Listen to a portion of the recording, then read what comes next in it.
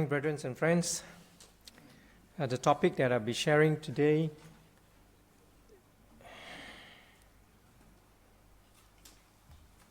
is entitled Humility, the Key to Greatness. And the text is taken from John chapter 13, verse 1 to 17.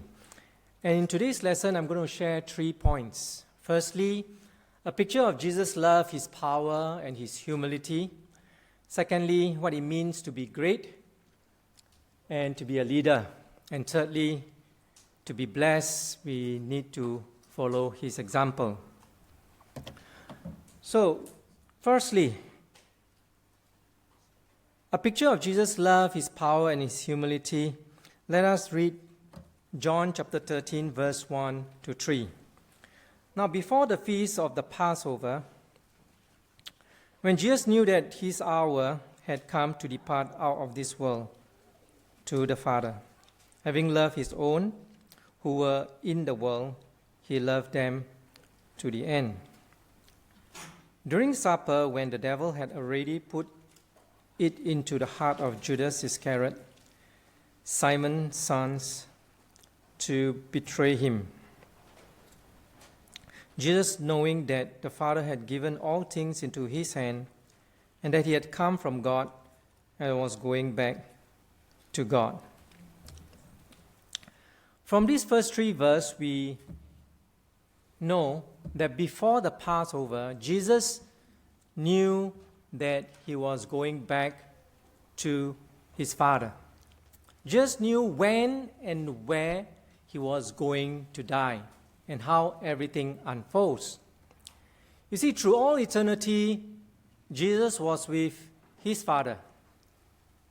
He left the majesty of heaven to be with his creation, and for 33 years, he was on earth with his people, and now it's time for him to return to his Father.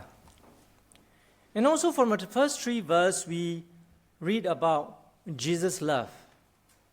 He loved his disciples deeply and without limit. You see, in each person's love, they will come to a point where it will break. They'll come to a point that we cannot go any further. Because humans' love come under strain. But that's not the same with Jesus' love. Jesus loved his disciples all the way to the end. And that is despite the fact that he knew that one of them would betray him for 30 pieces of silver. And he also knew that yet another would deny him 3 times before the night is over. And the rest of the disciples will reach a point of their loyalty and ran away from him. Jesus knew all this, and yet he loved them. Jesus could stop loving them, knowing all their weaknesses and the things that they would do to him. But Jesus loved them to the end. Jesus' love has a quality of loyalty that no human can have. A love that has no limit, an endless love. The first 3 verses also tell us about Jesus' power. The Bible tells us that all authority was given to Jesus by his Father. A British politician and historian by the name of Lord Acton once said, "Power tends to corrupt, and absolute power corrupts absolutely." Power tends to get into our head and corrupts our nature. When we have a little bit power in our hands, it tends to show the worst side of our character. How many times have we seen men with power that has plunged their countries into suffering? So what did Jesus do with his power and his love? He used them to serve God and to his glory. You see, power without love, there will be untold damage. It produces selfishness. Love without power, we'll feel helpless to help the people that we care and love. it produces sympathy. But love with power is a powerful combination. It produces service. And that is what Jesus intends to teach his disciples.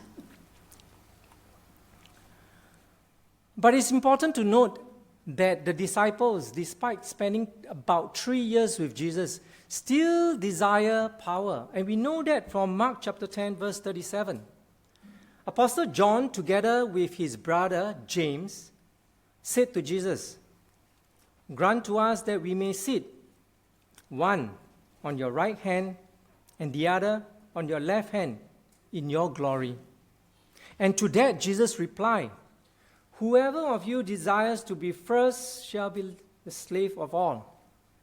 Imagine the unhappiness that arose within the disciples, the 10 disciples. And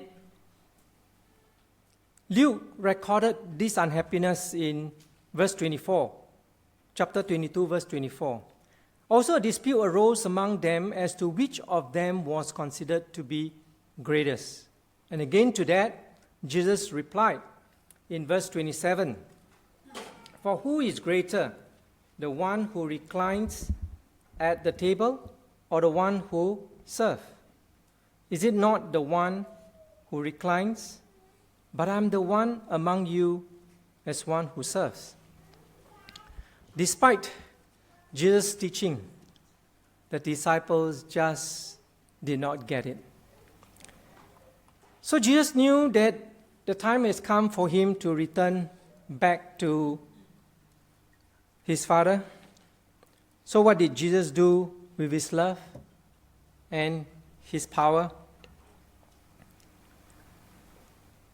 Only Apostle John detailed this aspect of Jesus' life, what Jesus did with his power and his love. I shall read from chapter 13, verse 4 to 12. Jesus rose up from the supper.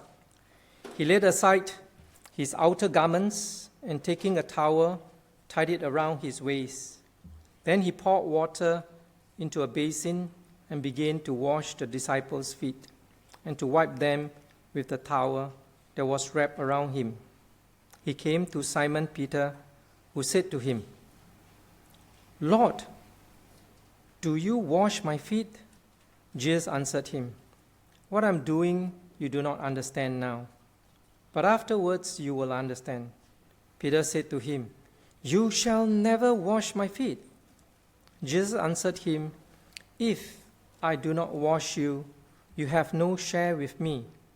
Simon Peter said to him, "Lord, not only my feet, but also my hands and my head."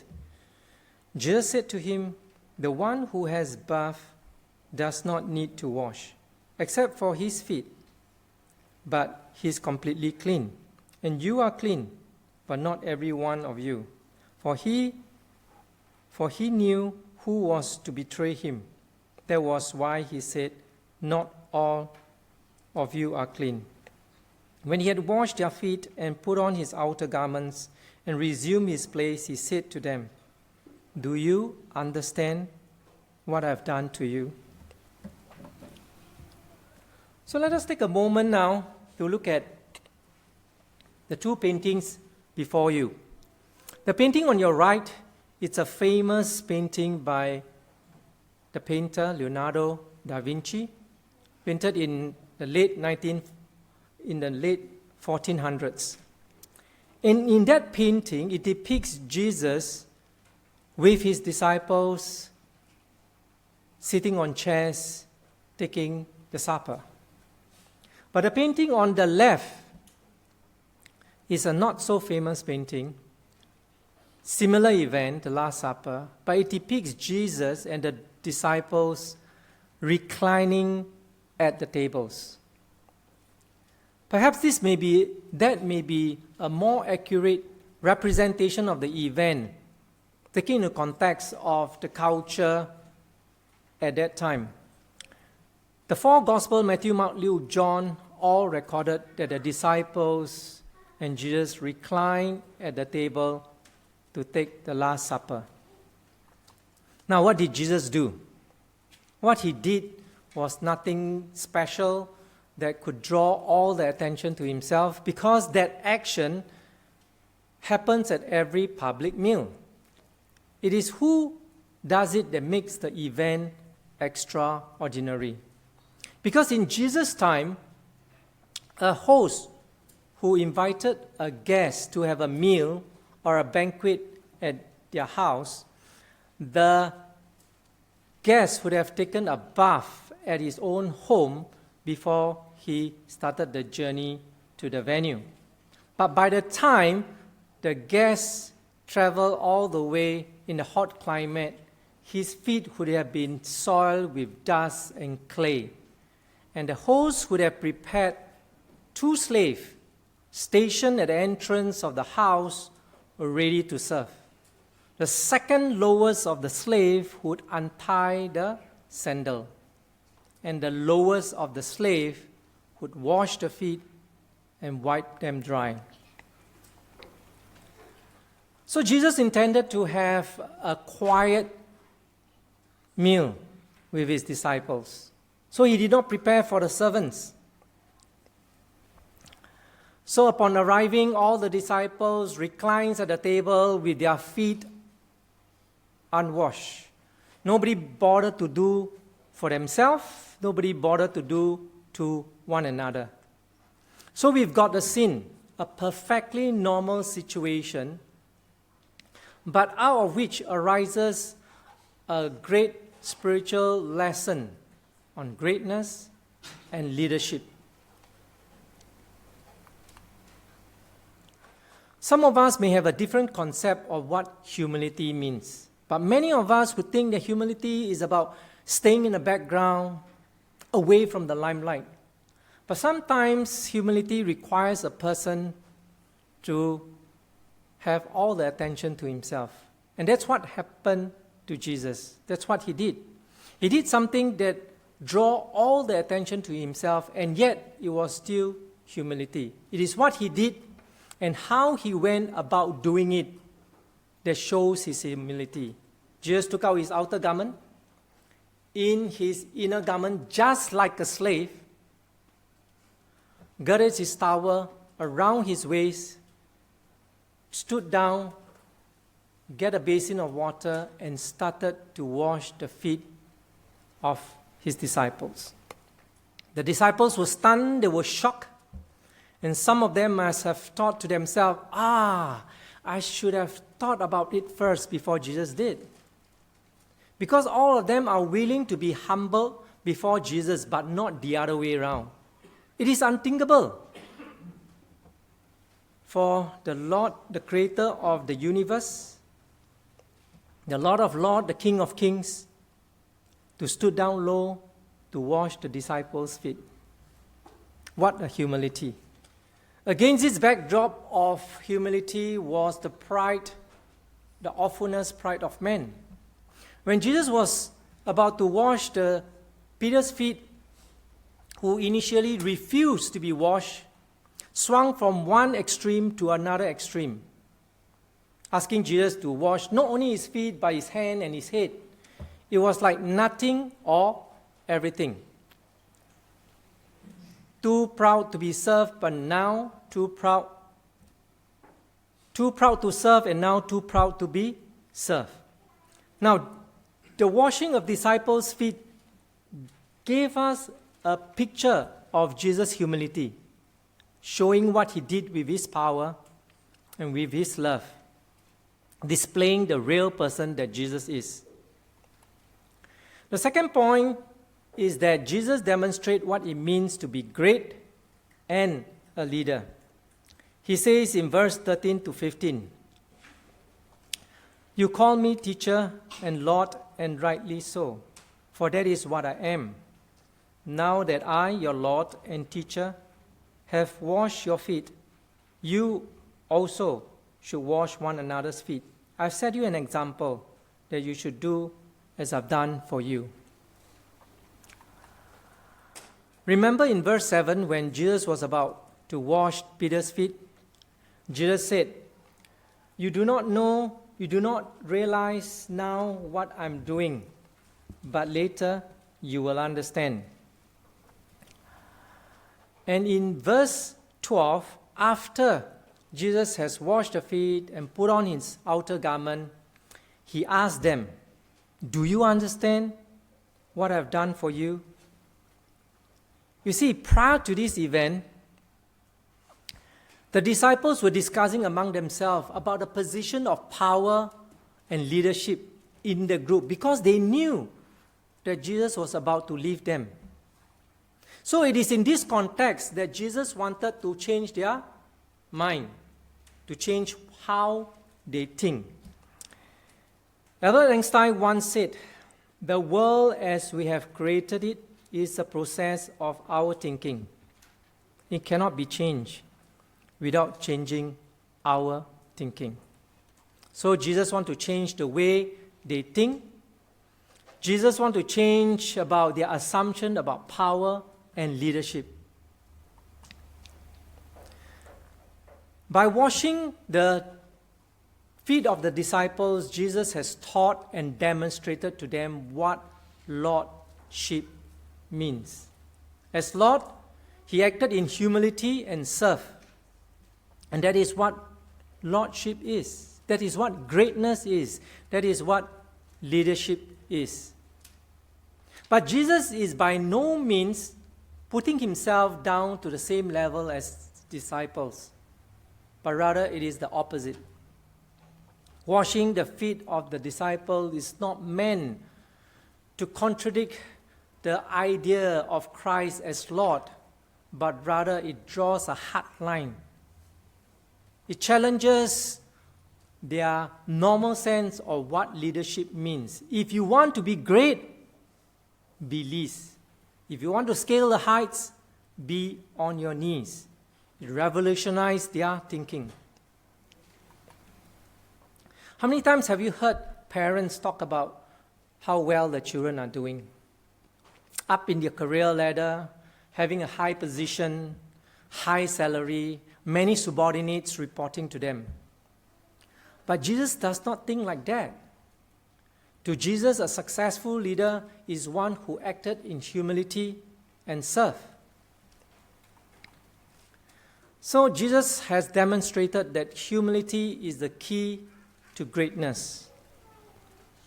In verse 14 and 15, which I read earlier, Jesus means to say in these two verses that when a master carry out a task, no servant get to dismiss that same action as beneath them. When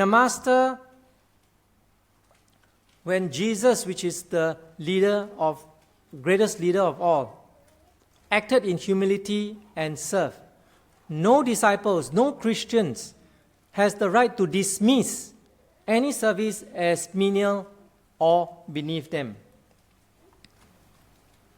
In verse 15, when Jesus said, "I set you an example for you to follow," he does not mean ceremonial washing. It is not something that you do on Maundy Thursday. Maundy Thursday is the day before the Good Friday in the Holy Week, where some denomination comes together to celebrate the washing of the members' feet. The purpose of Jesus washing the disciples' feet is to mean that no task is too menial for a Christian to perform. And no one is too good to serve others. And as his disciples, we are to attend to the needs of one another, whatever the needs may be. And that is what Jesus meant when he said, "I gave you an example that you should do as what I've done for you." The third point in the lesson is Jesus wants us to be blessed by following his example. He said in verse 16 and 17, "Truly, truly, I say to you, a slave is not greater than his master, nor is one who is sent greater than the one who sent him. If you know these things, you are blessed if you do them."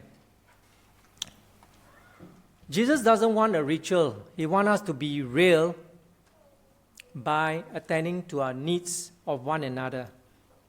Jesus has done it for us. Now it is time for us to do it to one another. But the society we live in, the culture that we have, is vainly telling us that the lesser tasks are for the lesser people. The lowly must serve those who are in the high position. But Jesus' teaching on humility and service is the obligations of every Christian. And Christians should not be ashamed of menial tasks, and nothing is beneath us. You notice in verse 17, there are two if. Blessedness is the outcome of the end relationship of the two if. A person is blessed if he were to recognize that greatness in the kingdom is not a matter of power but of humility, and if he were to follow the example of Jesus by serving others in humility. In conclusion, a lot of problems in the world and even in church could be easily resolved if each person were to recognize that the road to greatness is humble service. But despite knowing Jesus' teaching, many Christians struggle to put this teaching into practice. Why? Because of the word difficult. Because this word difficult stays in our mind and hinder many from taking any concrete, meaningful action. You see, many of us, or all of us, are brought up, conditioned in the society to think that greatness is about number one in school, being number one in sports, being number one in the university, holding high position in the military, in corporate world. And these mindsets determine how we live our life. These mindsets determine how we treat others. Therefore, Jesus' teaching on greatness is a conundrum because it goes against the grain of the society social norm. Jesus' teaching challenges our normal sense of what leadership means. If you want to be great, be least. If you want to scale the heights, be on your knees. Our social norm is what the world and the people expect of us. That is our box. But Jesus, whom we admire most, lived far beyond this sort of confined world, confined concept of this world. So to embrace Jesus' teaching and to take action is difficult.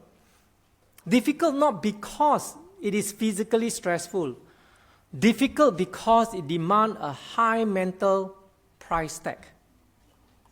It means that we are constantly doing things that the normal people would consider menial. They are not asking if it is possible. They are not asking if there is a need. What they are asking, what they really want to know, is that if they have to break their own social norm, do they have to feel uncomfortable? Do they have to diminish their perceived self-importance? If the answer is yes, then the vast majority will say, no, thank you. So, greatness means we have the desire to break the social norm and set ourselves apart from the society just like Jesus. And difficult means we have the determination and the drive to do the little things that nobody wants to do. So the only thing that is worth our time is making sure that each step that we take points us to the direction that we can become more like Christ each day. So if there's anyone that is among us that who have studied the Bible and want to take this opportunity, you know exactly what you need to do, and want to take this opportunity to submit yourself and to accept Jesus as a Son of God and to become a Christian, or any member who has a prayer request, you may come as we stand and sing the song of invitation. Thanks for listening.